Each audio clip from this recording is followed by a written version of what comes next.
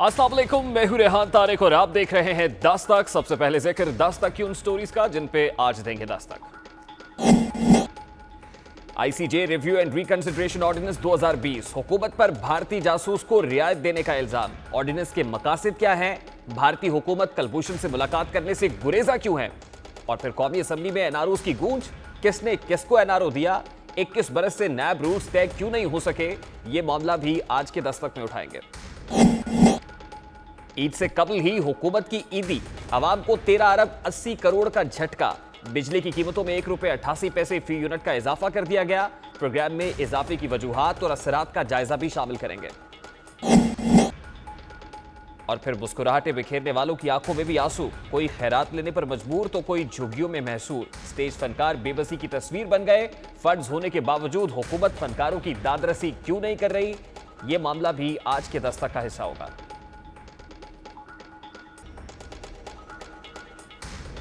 आज कौमी असम्बली में कुलभूषण यादव केस पर खूब गर्मा गर्मी हुई। ऑपोजिशन जमातें हुकूमत को कुलभूषण यादव का सहूलतकार करार दे रही हैं, जबकि हुकूमत का इल्जाम है कि मुस्लिम लीग दौरे हुकूमत के इकदामात का खमियाजा उन्हें भुगतना पड़ता है।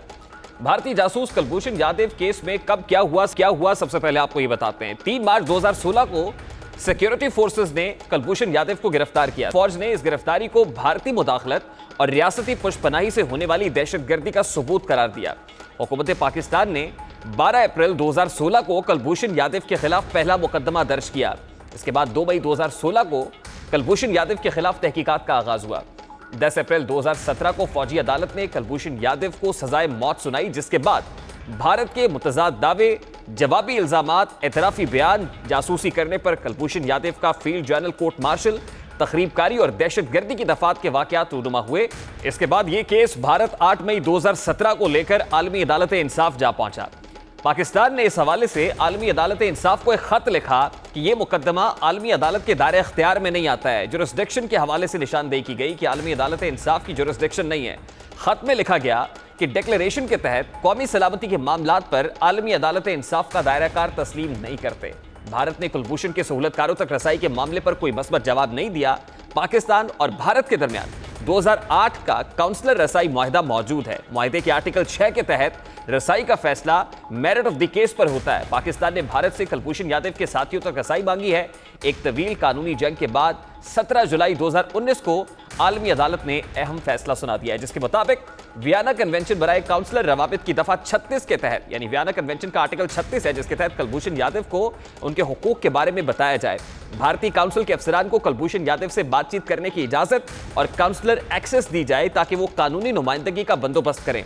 फैसले में यह भी कहा गया था कि कुलभूषण केस पर मौसर नजरसानी के लिए तमाम तरह इकदाम उठाए जाए, जिसमें अगर जरूरत पड़े तो फिर कानून साजी का निफाज भी शामिल है। और जब तक मौसर नजरसानी और दोबारा गौर मुकम्मल ना हो जाए, उस वक्त तक फांसी की सजा को रोक दिया जाए।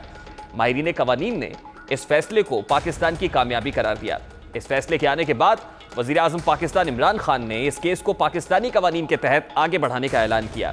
अब हुकूमत पाकिस्तान ने इस हवाले से आलमी अदालत इंसाफ के फैसले पर अमल दरामद का आगाज किया। कुलभूषण यादव को दूसरी मरतबा काउंसलर एक्सेस दी थी, जबकि तीसरी मरतबा भी काउंसलर रसाई देने का ऐलान भी किया, लेकिन भारतीय जासूस और हुकूमत ने इसको यकसर नजरअंदाज कर दिया है। भारतीय जासूस ने आर्मी चीफ को इंसानी बुनियादों पर सजा माफी की दरखास्त दी, जिसमें उसने मौक़िफ़ बताया है कि वो इस केस की पैरवी करने से कासिर है, इसलिए उसकी सजा माफ की जाए। यानी खुद भारतीय हुकूमत इस केस से राह फरार इख्तियार कर रही है। आलमी अदालत इंसाफ के फैसले के तनाजुर में कानूनी तकाजे पूरे करने के लिए पाकिस्तान एक और कदम आगे बढ़ा है, एक और उठाया है। सदर ममलिकत डॉक्टर आरिफ अलवी ने भारतीय जासूस कुलभूषण यादव की अपील के हक देने के लिए सदारती ऑर्डिनेंस जारी कर दिया है। इस ऑर्डिनेंस के मुताबिक मिलिट्री कोर्ट से सजा याफ्ता शख्स खुद अपने नामजद करदा शख्स या अपने मुल्क के काउंसलर के जरिए अपील कर सकेगा। मतन में लिखा गया है कि सजा याफ्ता शख्स मज़कूरा ऑर्डिनेंस के इत्तलाक के 60 रोज में अपील कर सकेगा। इस ऑर्डिनेंस को आलमी अदालत इंसाफ रिव्यू एंड रिकंसिडरेशन का नाम दे रही है। इसी मामले पर आज कौमी असम्बली इजलास के दौरान भी खूब गर्मा गर्मी हुई। चेयरमैन पाकिस्तान पीपल्स पार्टी बिलावल भुट्टो जरदारी ने इल्जाम आयद किया कि वफाकी हुकूमत कुलभूषण यादव को एनआरओ दे रही है। इसी के लिए रातों रात ऑर्डिनेंस जारी किया गया है। बिलावल भुट्टो के मुताबिक हुकूमती इकदामात कुलभूषण यादव को एनआरओ देने के मुतरादिफ हैं। आज कौमी असम्बली में इस बारे में बिलावल भुट्टो जरदारी क्या कह रहे थे, सबसे पहले आपको दिखाते हैं। क्यों कुलभूषण यादव को रिलीफ दे रहे हैं। अगर आप जुरिस्डिक्शन इंटरनेशनल कोर्ट्स का नहीं मान रहे, इसका ये नहीं मतलब कि आप पाकिस्तान के कानून से उसको एनआरओ दे दें। इमरान खान का तरीके इंसाफ का जवाब क्या है कि कुलभूषण यादव को एनआरओ देना चाहिए। इन्होंने तो एहसान को तो एनआरओ दे दिया है। चेयरमैन पीपुल्स पार्टी के अलावा मुस्लिम लीग नून के रहनुमा ख्वाजा आसिफ ने भी भारतीय जासूस के मामले पर वफाकी हुकूमत को आड़े हाथों लिया। उनका कहना था कि मोदी का आज कौन यार है, जवाब दिया जाए। कुलभूषण यादव को लाडला बनाया जा रहा है तो कभी भारत के साथ ट्रेड खोल रहे हैं, कभी तिजारत खोली जा रही है, नून लीग को ताने दिए जाते हैं, पाकिस्तान की गैरत का सौदा किया जा रहा है। ये बताया जाए कि अब किस दबाव पर फैसले हो रहे हैं। ख्वाजा आसिफ इस मामले को लेकर क्या कह रहे थे, उसकी एक झलक भी देखिए। हमने उसके खिलाफ कानूनी कार्रवाई पूरी की हुई है। आज क्या बात हो गई है कि हम बाकायदा कानून बना के उसको फैसिलिटेट कर रहे हैं। जब हम लोग हुकूमत में थे तो कुलभूषण यादव एक गाली थी, हमें ताने किए दिए जाते थे कि मोदी का यार है नवाज शरीफ, और हम जो है इंडिया को अपीस कर रहे हैं। आज ये ला के कौन किसको अपीस कर रहा है, कौन जो है घुटनों के बल जाके उनको जो है उनके आगे सजदा रेज हो रहा है। अगर पाकिस्तान की वतन अजीज की सलामती के खिलाफ दहशतगर्दी लॉन्च करने के लिए एक हिंदुस्तानी जो है वो पकड़ा जाता है, सर्विंग जो है फौज का एक अफसर पकड़ा जाता है, तो आज उसको क्यों उसका ये हुकूमत उसकी क्यों सहूलतकार बनी हुई है। बिलावल भुट्टो जरदारी और ख्वाजा आसिफ की तकरीर के जवाब में वजीर बराए इंसानी हुकूक शीरी मजारी ने कुलभूषण को रिलीफ देने का जिम्मेदार नून लीगी हुकूमत को करार दिया। उनका मौक़िफ़ था कि हम आलमी अदालत इंसाफ के फैसले के बाद फंस चुके हैं, और उन्होंने आलमी अदालत इंसाफ की जो जुरिस्डिक्शन है, दायरा इख्तियार है, उसके हवाले से भी बात की। वो क्या कह रही थी वो भी आपको दिखाते हैं। ICJ का इशू क्यों शुरू हुआ? पहले इनकी हुकूमत ने मार्च में खत लिखा ICJ को, और बड़ा अच्छा था वो कि हम जुरिस्डिक्शन ICJ की रिस्ट्रिक्ट करते हैं।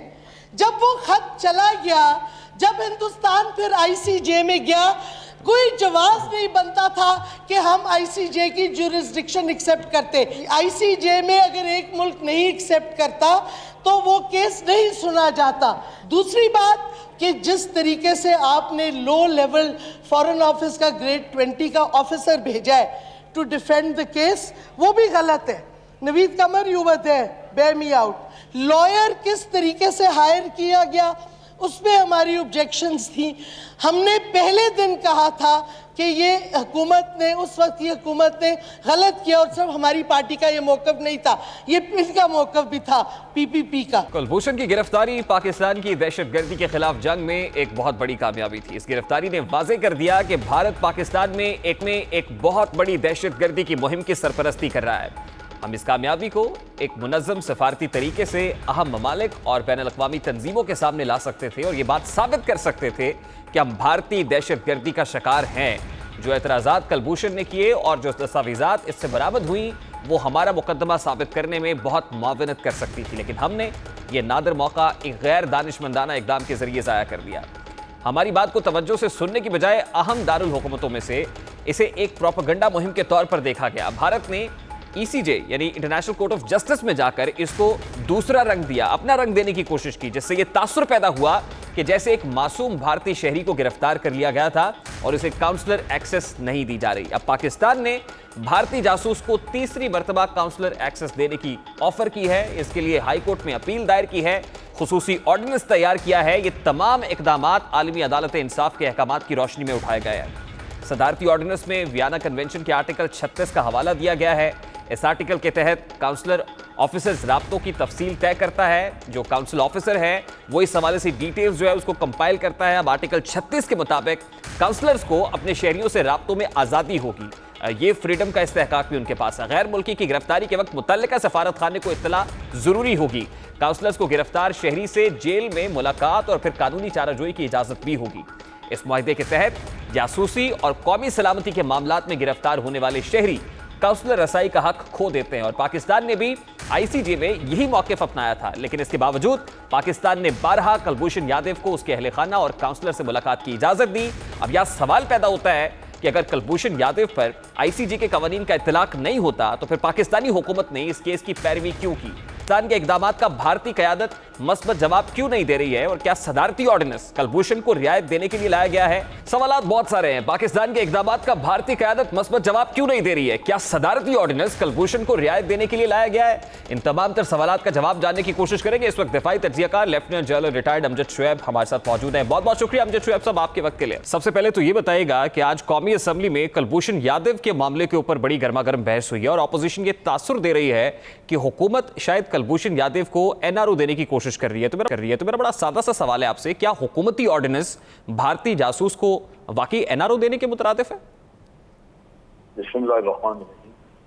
देखिए, ये जो कुछ भी बहस हुई इससे अफसोस हुआ, दुख हुआ। उसकी वजह ये है कि ये बदकिस्मती से नाइल्मी की वजह से आईसीजे का जो फैसला है वो ना पढ़ा नहीं हुआ, किसी ने कानून जिसके तहत ये काम किया जा रहा है वो भी नहीं पढ़ा हुआ। तो जब आप इस तरह नाइल्मी की बुनियाद पे लीडर हैं लेकिन आपको लेकिन कुछ नहीं, और उसकी बुनियाद पर अगर आप तूफान खड़ा कर दें तो वो यही एक प्रकार सा एक हिजाम भी पैदा होगा, साबक आया। असल चीज ये है कि ये मजबूरी थी, यहाँ पे पीपल्स पार्टी की गवर्नमेंट होती तो ये करना पड़ता, अगर ये नून लीग की गवर्नमेंट होती तब भी उनको ये करना पड़ता। खराबी उसमें थी जब हम आईसीजे में चले गए, हमने कबूल कर लिया, हमने आईसीजे की ज्यूरिसडिक्शन तस्लीम कर दी इस काम के लिए कि जनाब ये मुकदमा हम बिल्कुल आके वहां सफाई पेश करेंगे। उन्हें ये चाहिए था कि आप उस वक्त कहते कि जनाब चूंकि ये किस्सा हमारी नेशनल सिक्योरिटी से रिलेटेड है, हम इसको इन अदालतों में नहीं, क्योंकि इसके परव्यू में आता नहीं, तो वो आप अपना केस वहां से बचा लेते। ये तो अल्लाह ने बचा लिया, वरना वहां पे ये जो अदारे हैं यूनाइटेड नेशन के, इनमें तो जिसकी लाठी उसकी भैंस। तो आप दुरुस्त फरमा रहे हैं कि मामला हमारा असल में सियासी मामला नहीं है, ये कौमी सलामती का मामला है और ये मामला रियासत से जुड़ा हुआ है, रिजीम्स के साथ, पॉलिटिकल पार्टीज के साथ जुड़ा हुआ नहीं है। जैसा कि आप कह रहे हैं कि हमारा सबसे पहला जो एक फेलियर था कि हम इंटरनेशनल कोर्ट ऑफ जस्टिस की ज्यूरिसडिक्शन को तस्लीम किया, हमने गो के खत लिखा और श्री मजारी साहिबा ने निशानदेही की कि खत लिखा गया, ज्यूरिसडिक्शन के हवाले से सवाल उठाया गया, लेकिन उसके बाद फिर हम आईसीजे में चले गए। अब अमजद शुएब साहब, बात यह है कि आईसीजे ने जो 2017 के अंदर रूलिंग दी है, क्या वो रूलिंग हमारे लिए बाइंडिंग है? ये इस पर आप रहनुमाई फरमाइएगा। बाइंडिंग है, उसकी वजह ये है कि जब आपके ऊपर एक फैसला आपने मान लिया कि जनाब हम आपके फैसले को तस्लीम करेंगे, आपने लिख के दे दिया, चुनाचे केस चला, फैसला आया। अब जब फैसला आ गया तो फिर आपके लिए ये मसला है कि आप अगर उसको इम्प्लीमेंट नहीं करते तो जो आपका मुखालिफ फरीक है वो डिमांड कर सकता है कि जी इनसे इम्प्लीमेंटेशन कराई जाए। वो यूनाइटेड नेशन में केस जाएगा और यूनाइटेड नेशन आपके ऊपर पाबंदियां लगा सकती है, आपके ऊपर कोई ना कोई मसला खड़ा कर सकती है कि जनाब ये जब आपने ज्यूरिसडिक्शन तस्लीम की थी तो फैसला क्यों नहीं इम्प्लीमेंट हुआ। अब इसमें जो प्रॉब्लम थी जिसकी वजह से ऑर्डिनेंस देना पड़ा वो ये है, कुलभूषण एक सर्विंग ऑफिसर था। सर्विंग ऑफिसर के लिए जो कवानीन है आर्मी के या नेवी एयरफोर्स सर्विसेज के जो कानून है, उसमें यह है कि उसका ट्रायल, उसके जो भी मुकदमा उसका ट्रायल फौज में ही होगा और उस ट्रायल के बाद वो अपील भी सिर्फ फौज के अंदर ही कर सकता है। उसके लिए अपीलेट कोर्ट मुकर्रर करता है चीफ ऑफ आर्मी स्टाफ और वहां उसका अपील जाती है। वो सिविल में अपील नहीं कर सकता, सिविल में रिव्यू नहीं करवा सकता। ये आपके ऊपर जब आईसीजे ने ये खड़ा कर दिया आपके ऊपर ये जजमेंट दे के कि आप इसका क्रेडिबल रिव्यू करवाएं सिविल में, तो ये आपके लिए मजबूरी भी बन गई, लेकिन कानून भी कोई नहीं है इसका। लिहाजा आपको एक ऑर्डिनेंस के जरिए ये मामला सीधा करना पड़ा कि जनाब उसको इजाजत मिले कि आप ये रिव्यू करवा लें। कुलभूषण को एक तरह की इजाजत हो गई कि आप रिव्यू करवा सकते हैं। लेकिन अमजद शुएब साहब, आपने देखा कि कुलभूषण यादव की तरफ से इस पर जो रिव्यू पिटीशन दायर करने में हिचकिचाहट का मुजाहरा किया गया है। 3 बार काउंसलर एक्सेस दी गई है पाकिस्तान की तरफ से, लेकिन तीनों बार कोई मस्बत जवाब नहीं आया है। अब पाकिस्तान की तरफ से जो ऑर्डिनेंस वाला मामला, यानी एक कदम और आगे हम बढ़े हैं और हमने कानून साजी की तरफ बात की है और फिर इस सहूलतकारी जो है वो उसकी तरफ इशारा किया जा रहा है। कानून साजी तो करनी पड़ती, देखिए ना, उसमें मिसाल के तौर पर ये तो आज आपको पता है कि जी भारत जो भाग गया, उन्होंने नहीं की रिव्यू की। ये हम कैसे कह सकते थे कि जी ये सारा काम करने से पहले नहीं कहा जा सकता था कि भारत इस केस में दिलचस्पी नहीं देगा। अगर भारत कल को ये कहता कि जनाब हम तो रिव्यू करना चाहते हैं लेकिन आपने हमें सुना दिया कि हम आपका कानून ही नहीं इजाजत देता, तो फिर किस बात का आपने इम्प्लीमेंट नहीं। लेकिन आपको लगता है अमजद शुएब साहब कि अब जो हम रास्ता तैयार कर रहे हैं कि ये काबिल कबूल होगा कुलभूषण यादव को या भारत को? देखिए, भारत कुछ ना कुछ तो इसमें बकबक करेगा, लेकिन असल चीज ये है कि अगर ये ना आप करते तो फिर आपके ऊपर भारत में बहुत ज्यादा इल्जाम तराशी करनी थी। अभी भी यानी जो वो भागे हैं यहाँ से, आपने जब तीसरी दफा उनको मौका दे दिया कि जी आप आ जाएं यहाँ पे कौंसलर एक्सेस दे रहे हैं हम तीसरी दफा भी, तो उसका मकसद यही था कि भारत ये न कह सके कि जनाब हमने तो कुलभूषण से दस्तखत करवाने थे और अटारनी के पावर अटारनी पे कि हम उसका केस लड़ें, तो पाकिस्तान ने तो हमें मौका ही नहीं दिया, तो आपने तीसरा भी उनको कह दिया, वो नहीं आए। अब बॉल उनके कोर्ट में रहा। दूसरी बात यह है कि जब रिव्यू करने के लिए हुकूमत ने खुद रिव्यू करवा दिया, तो हुकूमत दरअसल उस चीज को इंप्लीमेंट कर रही है, और आज अगर ये हुकूमत ना करती तो भारत ने बाहर जरूर कहना था कि जनाब ये इन्होंने ऑर्डर को, आईसीजे की जजमेंट को पूरा नहीं किया और ये बहाना ढूंढ के तो उन्होंने खत्म करा दिया। तो हुकूमत मेरा ख्याल है कि डिफेंसिव पे है कि वो तमाम वो जो हुज्जतें उनके ऊपर आ सकती थी भारत की तरफ से, उनको वो एक एक करके तो उनको खत्म करने की कोशिश कर रही है। ठीक है, ये आप कह लीजिए कि एक बहुत अच्छा तरीका नहीं, लेकिन ठीक है हम डिफेंसिव पे ही रहे हैं हमेशा। हालांकि करप्शन के केस में 1 मिनट और आपका दूंगा, हमें अग्रेसिव उसको इस्तेमाल करना चाहिए था 2 चीजों के लिए। भारत पूरी दुनिया में कहता रहा कि पाकिस्तान टेररिज्म कराता है, आपके पास तो सरकारी सबूत आ गया था, आपने क्यों नहीं दुनिया में भारत को टेररिस्ट साबित किया? फिर इसने यहाँ पे 40,000 पाउंड, 40,000 डॉलर एक जगह पे देने का इंकशाफ किया, सोर्स बताया, सब कुछ उसने आपको इतला दी कि मैंने इस तरह पैसा बांटा। आप क्यों नहीं FATF में भारत के खिलाफ गए? आपके खिलाफ तो सबूत ही कोई नहीं, और उसके बावजूद भारत ने आपको ला के FATF में खड़ा कर दिया कि जनाब ये टेरर फंडिंग करते हैं सिर्फ इसलिए कि वो मौलवी हाफिज सईद को टेररिस्ट डिक्लेयर किया हुआ था उसकी बुनियाद पे। ठीक है, यानी इस केस को हम जारहाना अंदाज में प्रोसीड कर सकते थे, हमने नहीं किया और अब हिफ्ज़े मा तक़द्दुम ये करें, और यही ऑप्शन हमारे पास मौजूद है। बिल्कुल ठीक है, पिछली गवर्नमेंट ने किया, नेक्स्ट गवर्नमेंट ने किया, बिल्कुल ठीक है, और FATF में भारत को ले जाना चाहिए था आपको, और नहीं लेके जा सके। बहुत बहुत शुक्रिया अमजद शुएब साहब आपके कीमती वक्त के लिए। दिफाई तज्जियाकार जनरल रिटायर्ड अमजद शुएब साहब हमारे साथ मौजूद थे। गुफ्तगू आपने सुनी आज कौमी असम्बली में कुलभूषण यादव के हवाले से जारी ऑर्डिनेंस के साथ साथ NROs की गूंज भी सुनाई दी है। ये NROs किसने दिए, क्यों दिए गए, NRO किसको दिया गया है और कौन दे रहा है, इसकी वजाहत खुद बिलावल भुट्टो जरदारी ने की है। NROs के मामले पर बिलावल भुट्टो क्या कह रहे थे, जरा उसकी एक झलक आप देख लीजिए। जब कुलभूषण यादव मानता है कि मैं पाकिस्तान में जासूसी करता था, मैं पाकिस्तान में दहशतगर्दी करता था, कुलभूषण यादव का बात आता है तो उनको भी NRO देने पड़ता है। एहसान एहसान का बात आता है तो उनको भी वो NRO दे रहे हैं। वो कितने NROs देंगे जनाब स्पीकर? जहांगीर तरीन को भी NRO मिला है, PRT मंसूबा को भी NRO मिला है, बालम जब्बा पे भी NRO है, बिलियन ट्री सुनामी पे भी NRO है, चीनी चोरी पे NRO, आटा चोरी पे NRO, तेल की चोरी पे NRO।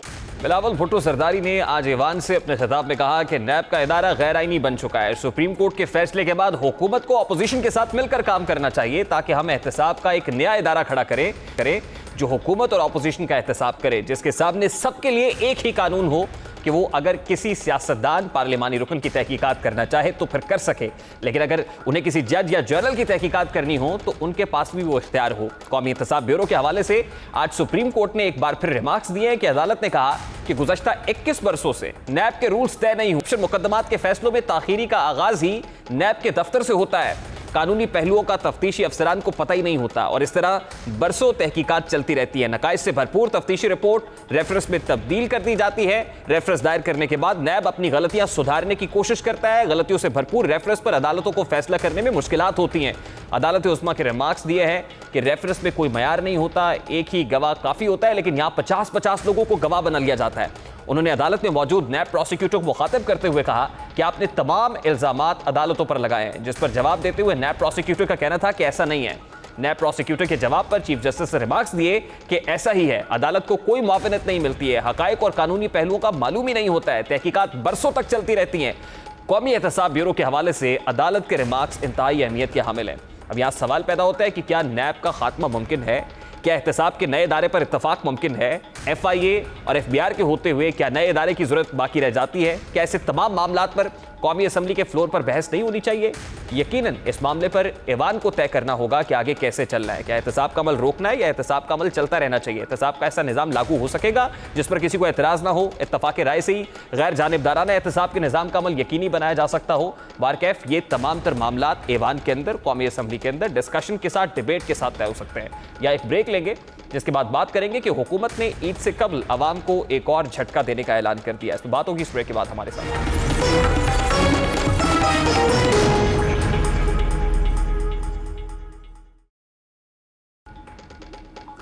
Welcome back. ईद कुर्बा से कबली हुकूमत ने अवाम को बड़ी आजमाइश में डाल दिया है। नेपरा ने 5 माह की फ्यूल प्राइस एडजस्टमेंट की मद में इजाफे की मंजूरी दे दी है।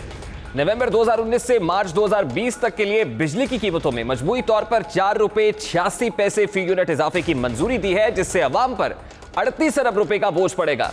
फैसले का इतलाक के इलेक्ट्रिक, लाइफलाइन और ज़रई सारिफीन पर नहीं होगा। नेपरा के मुताबिक बिजली सारिफीन को रिलीफ अगस्त और सितंबर के महीनों में दिया जाएगा।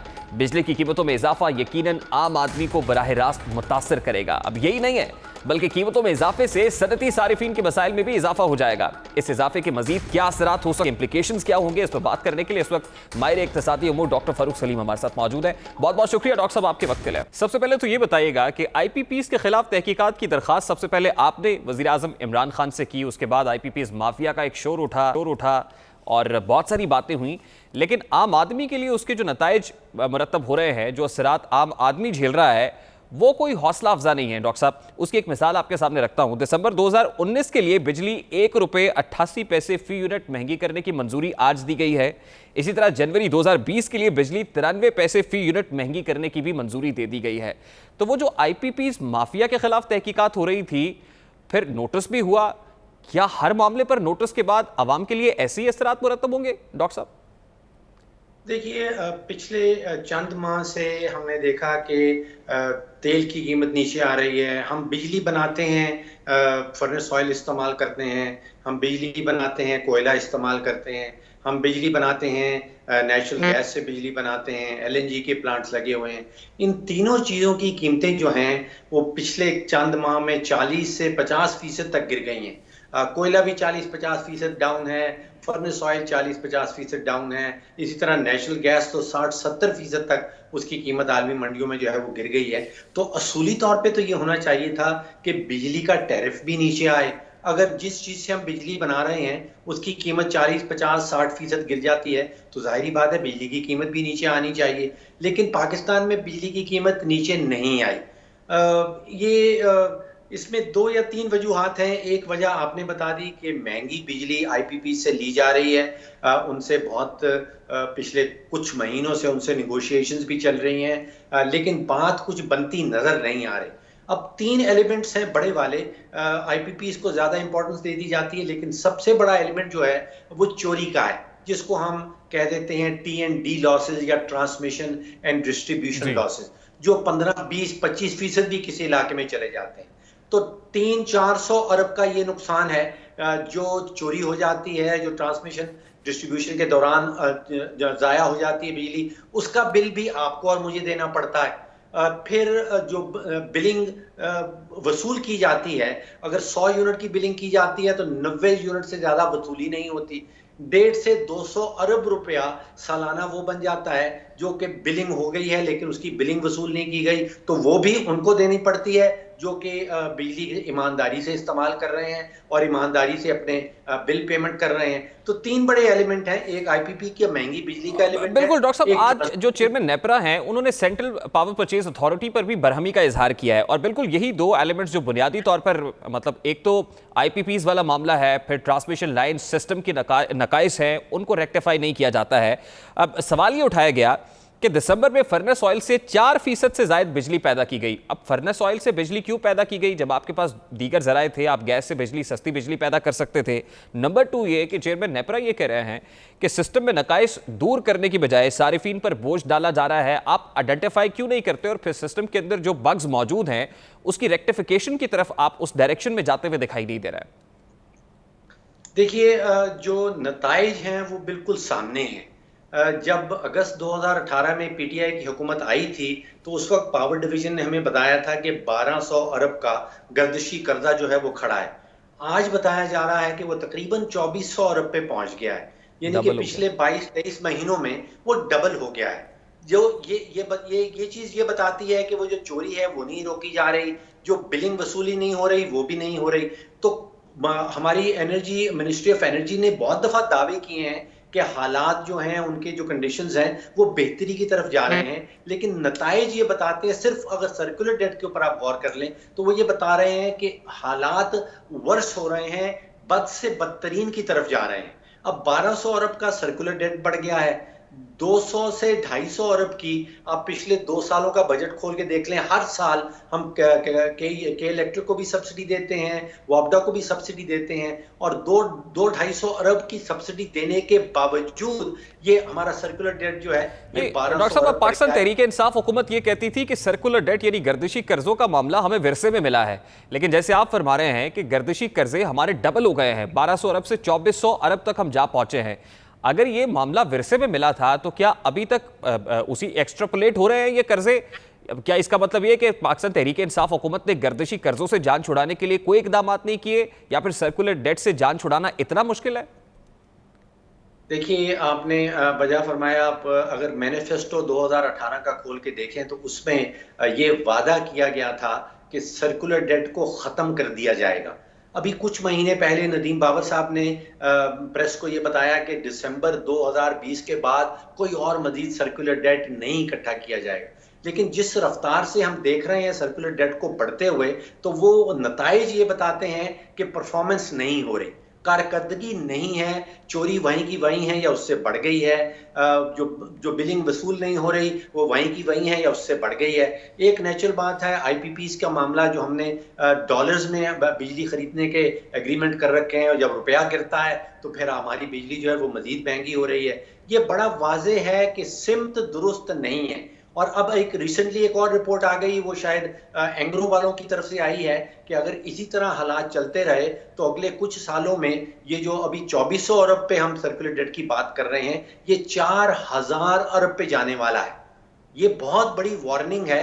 ये देखिए, आपने अगर कोई मईशत की बिल्डिंग खड़ी करनी है तो उसकी बुनियाद जो है वो हमारा पावर सेक्टर है। अगर आप बिजली नहीं दे सकेंगे और सस्ती बिजली नहीं दे सकेंगे, देखिए घरेलू सार्फिन जो हैं, आप और मैं शायद कहीं और अपनी बचत कर लें और बिजली का बिल दे दें, लेकिन जो इंडस्ट्रियल कंज्यूमर है, अगर उनकी बिजली इंडिया के मुकाबले में 2 गुना महंगी होगी, बांग्लादेश के मुकाबले में 2 गुना महंगी होगी, चीन के मुकाबले में 2 गुना महंगी होगी, तो वो इंडस्ट्री बंद हो जाएगी। आप ना तो कोई एक्सपोर्ट कर सकेंगे, ना आप दुनिया में किसी के साथ कंपीट कर सकेंगे। तो महंगी बिजली इंडस्ट्रियल सार्फिन के लिए, सनती सार्फिन के लिए ना होने के बाद। आप बिल्कुल दुरुस्त फरमा रहे हैं डॉक्टर साहब, बहुत बहुत शुक्रिया आपके कीमती वक्त के लिए। माहिर इक्तिसादी मूड डॉक्टर फारूक सलीम हमारे साथ मौजूद थे। गर्दिशी कर्जों का ये पहाड़ यूं ही बढ़ता गया तो यकीनन ये खतरे की घंटी है, ना सिर्फ घरेलू सारिफीन के लिए बल्कि खास तौर पे हमारे सनती सारिफीन के लिए, और यकीनन मामला गंभीर होते जाएंगे मुल्की मईशत के लिए। अभी एक ब्रेक लेके और ब्रेक के बाद जब वापस आएंगे तो थिएटर फनकारों के साथ क्या बीत रही है, एक दुख भरी दास्तान है, वो आपको सुनाने की कोशिश करेंगे हमारे साथ।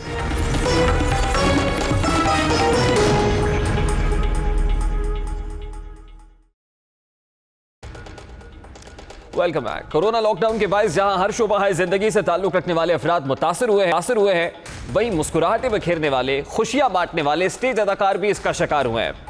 लॉकडाउन के दौरान थिएटर्स बंद होने के बायस उन्हें जिंदगी गुजारना जैसे मुश्किल हो गया है।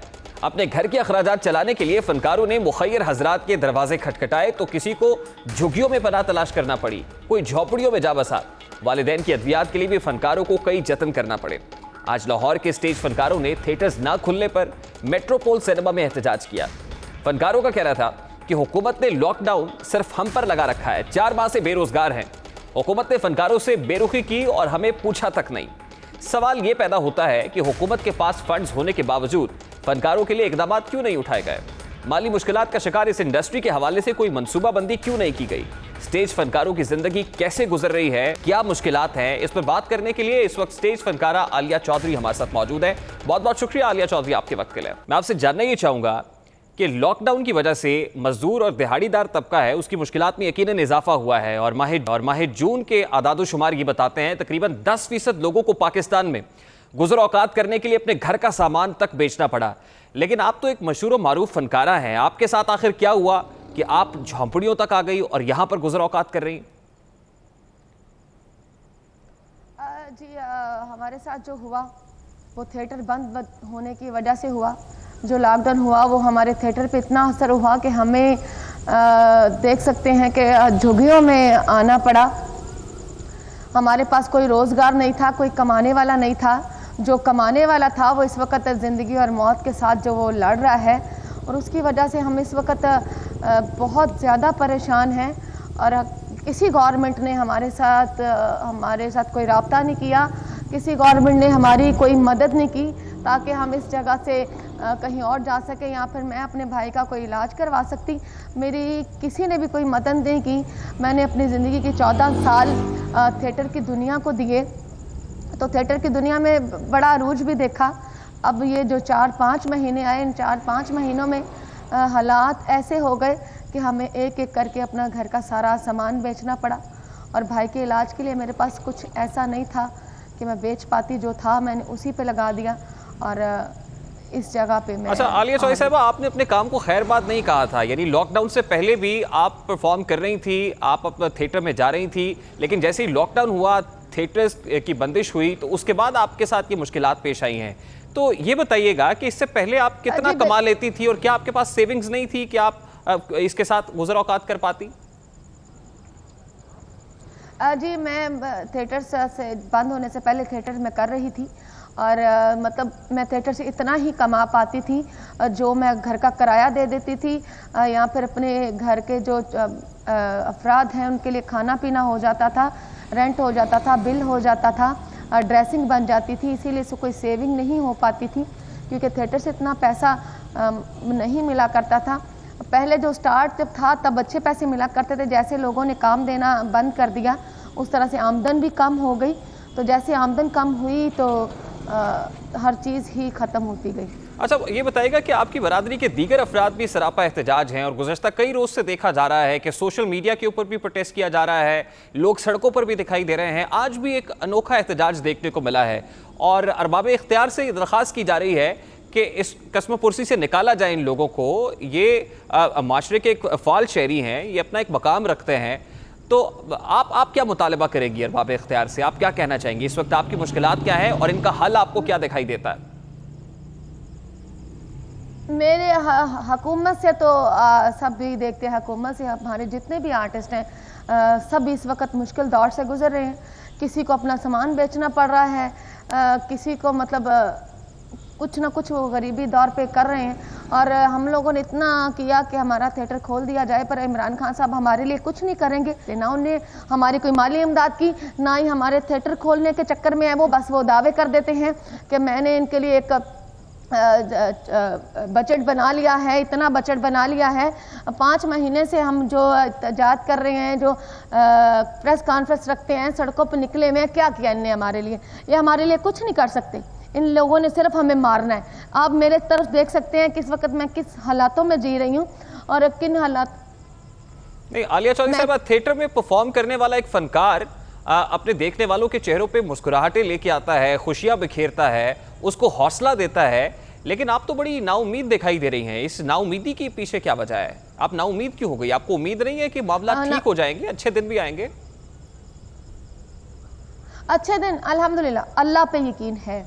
उस अल्लाह की ज़ात पे मुझे शुरू से यकीन था और आज भी है, क्योंकि अगर ये सारी दुनिया मुझे देख रही है तो वो अल्लाह के फजल से ही देख रही है। तो इस वजह से मुझे अल्लाह पे भरोसा है, पर हमारी पंजाब गवर्नमेंट से कोई भरोसा नहीं इन पे। अगर ये हमारे लिए कुछ करना चाहते तो ये हमारे लिए पहले ही कर देते। इनने दुनिया के हर कारोबार खोल दिए, कौन सा कारोबार इन्होंने नहीं खोला? मार्केट्स में क्या थिएटर से ज्यादा है? बहुत बहुत शुक्रिया आलिया चौधरी आपका। स्टेज आर्टिस्ट आलिया चौधरी हमारे साथ मौजूद थी, और हम अरबाब इख्तियार से यकीनन दरख्वास्त करेंगे कि इनकी बरादरी से ताल्लुक़ रखने वाले दीगर अफराद जो इस वक्त कस्मा पुरसी की हालत में ज़िंदगी गुजार रहे हैं, उनकी दाद रसी की जाए ताकि इनकी ज़िंदगी सहल हो सके। ये तो था आज का दस्तक। आपसे मुलाकात होगी कल। अपना रखिएगा ख्याल। अल्लाह हाफ़िज़।